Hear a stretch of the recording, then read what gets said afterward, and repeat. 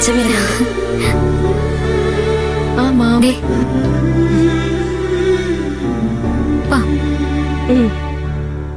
അനുമോളെ, നീ ഇത് ചേച്ചിക്ക് കെട്ടിക്കൊടുക്ക്.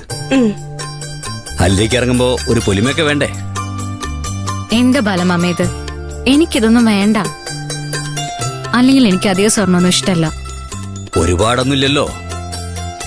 നീയും കല്യാണിയും കൂടി പഴയ സ്വർണ്ണൊക്കെ മാറ്റി വാങ്ങിയൊക്കെ ഞാൻ അറിഞ്ഞിരുന്നു.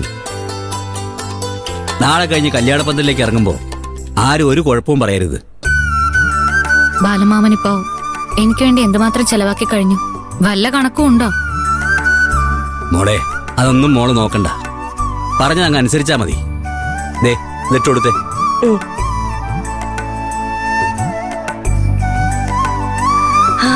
ഇത് ഈ ഡ്രസ്സിന് നന്നായിട്ട് മാച്ച് ചെയ്യും. അച്ഛൻ ഇത് കണ്ടിട്ട് വാങ്ങിയതാണോ? ഹൽദിക്കുള്ള എല്ലാവരുടെയും ഡ്രസ് ബാലമാമയല്ലേ സെലക്ട് ചെയ്തത്. അപ്പൊ പിന്നെ അറിയാതിരിക്കോ? പിന്നെ ഇപ്പൊ ഞാനിതിടാം. പക്ഷെ കല്യാണം കഴിഞ്ഞ് അനുവിന് കൊടുക്കുന്നതില് ബാലമാമയ്ക്ക് വിരോധമൊന്നുമില്ലല്ലോ. ഇവൾക്ക് ഇപ്പൊ തന്നെ ആവശ്യത്തിലധികം ആഭരണങ്ങളുണ്ട്. കോളേജിൽ പോകുന്ന കുട്ടികള് ആഭരണങ്ങളൊന്നും ഇട്ട് നടക്കാൻ പാടില്ല. കല്യാണം കഴിഞ്ഞ് അശ്വതിയുടെ മാല തന്നെ കള്ളം പൊട്ടിച്ചില്ലേ? ആ കള്ളനെ കയ്യോടെ പിടിച്ച് പോലീസിൽ ഏൽപ്പിക്കുകയും ചെയ്തു. ഇപ്പോഴും അവനെ വിശ്വസിക്കാൻ ആളുകളുണ്ടല്ലോ. ഹൽദിക്ക് തയ്യാറായിട്ട് അവൻ അവിടെ ഒന്നിരിപ്പുണ്ട്. നിന്റെ അമ്മായിക്ക് അവൻ കല്യാണത്തിന് വല്ല കുഴപ്പമുണ്ടാക്കുമെന്നാ പേടി. അവനെ വേരോടെ പിഴുതറിയാൻ ആകാശേട്ടന്റെ ഫ്രണ്ട് ആ പോലീസുകാരൻ കിണഞ്ഞ് ശ്രമിക്കുന്നുണ്ട്.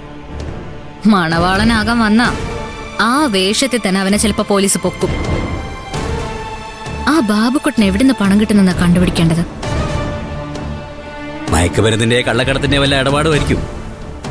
ഏതായാലും ആയിരപ്പറയിൽ വന്ന് വേഷം കെട്ടിയ അവനെ കായലിൽ ചവിട്ടി താഴ്ത്താൻ ആളുണ്ട്. ഇപ്പൊ അവനാ ആ ശാന്തപ്പന്റെ ബലം. കല്യാണം കഴിയുന്നവരെ അവനെ പിണക്കാതിരിക്കുന്ന നല്ലത്. ഏതായാലും ആകാശ് അവന്റെ നീക്കങ്ങൾ നിരീക്ഷിക്കാൻ ആ പ്രിയനെയും കൈലാഷിനെയൊക്കെ നിർത്തിയിട്ടുണ്ട്. പ്രിയൻ സ്കൂളിലെന്റെ ബെസ്റ്റ് സ്റ്റുഡന്റ് ആയിരുന്നു. സ്കൂള് വിട്ട ശേഷവും എന്നെ കാണാനെത്തുന്ന ചുരുക്കം ചില ശിഷ്യന്മാരിൽ ഒരാളായിരുന്നു അവൻ. അതുകൊണ്ടാണല്ലോ കല്യാണത്തിന് ദിവസങ്ങൾക്ക് മുമ്പ് അവൻ എത്തിയത്. രവിമാഷി നൈനയൊക്കെ മോളെ പരിചയപ്പെട്ടില്ലേ? ശിഷ്യന്മാരെ പോലെ തന്നെ കൂടെ ജോലി ചെയ്ത മാഷിമാരിൽ എനിക്ക് പ്രിയ എന്നും രവിയോടായിരുന്നു. ആകാശന് സസ്പെൻഷൻ ആയപ്പോ തിരികെ കയറാൻ സഹായിച്ച രവിമാഷ. അധികം വൈകാതെ തന്നെ ആകാശം നൈനയായിട്ടുള്ള കല്യാണം നടത്തണം. എല്ലാറ്റിനും മുമ്പ്, എന്റെ മക്കളുടെ കല്യാണത്തിന് മുമ്പ് തന്നെ നിന്റെ വിവാഹം നടത്തണമെന്ന് എനിക്ക് വാശിയുണ്ടായിരുന്നു. എന്നെ മൂത്ത മകൻ തന്നെ നിന്നെ വിവാഹം കഴിക്കാൻ തീരുമാനിച്ചപ്പോ രണ്ടോ ഒന്നിച്ചായി പോയെന്നേ ഉള്ളൂ. ഇപ്പൊ അവന് നല്ല മാറ്റമുണ്ട്. ആ നന്നായി അവന് കൊള്ളാന്നേ ഞാൻ വിചാരിച്ചിട്ടുള്ളൂ. പക്ഷേ ഇപ്പൊ എന്റെ ചാരുമോളുടെ ഭാവി അവനും കൂടെ ആശ്രയിച്ചല്ലേ. അതുകൊണ്ട് അവൻ നന്നായേ പറ്റൂ. കാരൂർ ജോത്സ്യം പറഞ്ഞത് മഹാലക്ഷ്മി ആയിരപ്പറയിലേക്ക് വന്നു കയറുന്നു. നീ വന്നില്ല. അതിനു മുമ്പ് തന്നെ അരവിന്ദും ഹേമയൊക്കെ മാറി തുടങ്ങിയില്ലേ? അതെ അച്ഛാ, അന്ന് അമ്മ ചാരു ചേച്ചിയോട് മാപ്പ് പറഞ്ഞപ്പോ ഞാൻ അമ്പരന്ന് പോയി. അമ്മ ഇങ്ങനെ ആവുന്ന ആരെങ്കിലും വിചാരിച്ചോ? ഇവളെന്റെ ജീവന്റെ ജീവനായ ലതയുടെ മകളല്ലേ?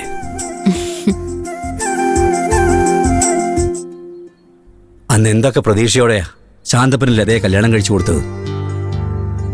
ഞാറുകണ്ടം വീടും 4 ഏക്കർ നിലവും ചോദിച്ചതിന്റെ ഇരട്ടി പൊന്നുവിട്ട ഞാൻ അവളെ അയച്ചത്. അരവിന്ദ് നന്നാവും നമ്മളിപ്പോ പ്രതീക്ഷിക്കുന്നില്ലേ? അന്നും അതുപോലൊരു പ്രതീക്ഷയില്ല ഞങ്ങൾ ശാന്തപ്പനെ കല്യാണം കഴിച്ചു കൊടുത്തത്.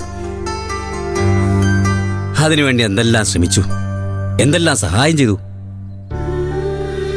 പക്ഷേ നിന്നെപ്പോലെ ആയിരുന്നില്ല നിന്റെ അമ്മ.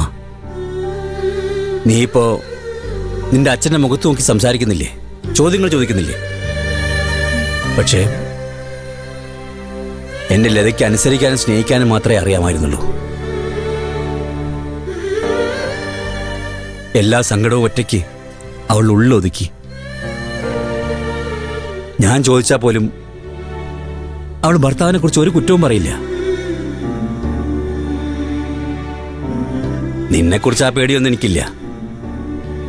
അതിന് ഭർത്താവിനോടായാലും അമ്മായിമ്മയോടായാലും പറയേണ്ടത് നീ പറയും.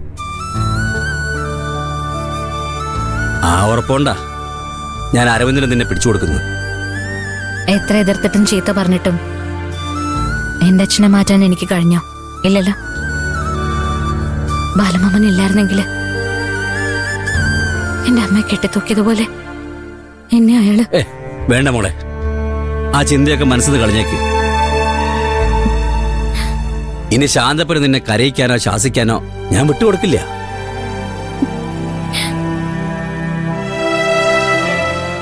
ഹൽദിക്കുള്ള സമയമായി. ഒരുങ്ങി നിന്ന് നിന്നെ ഞാൻ വെറുതെ അമ്മയുടെ കാര്യമൊക്കെ പറഞ്ഞ് വിഷമിപ്പിച്ചു അല്ലേ? ഇനിയിപ്പോ മേക്കപ്പുകാരിക്ക് ഒന്നുകൂടി ടച്ച് ചെയ്യേണ്ടി വരുന്നാ തോന്നുന്നു. ബാലമാമയുടെ അടുത്തെങ്കിലും എന്റെ മനസ്സ് മുഴുവൻ അമ്മയുടെ മുഖ. ആത്മാവുണ്ടോന്ന് എനിക്കറിയില്ല. പക്ഷെ ഞാൻ എപ്പോഴൊക്കെ ഉള്ളുപൊട്ടി കരഞ്ഞിട്ടുണ്ടോ അപ്പോഴൊക്കെ ഒരു തണുത്ത കാറ്റായിട്ട് വന്ന് അമ്മേന്റെ കണ്ണീര് തുടയ്ക്കും. ഒരു പെൺകുട്ടിയുടെ വിവാഹ ദിവസം അവൾ ആഗ്രഹിക്കുന്നത് അമ്മയുടെ സാമീപ്യം.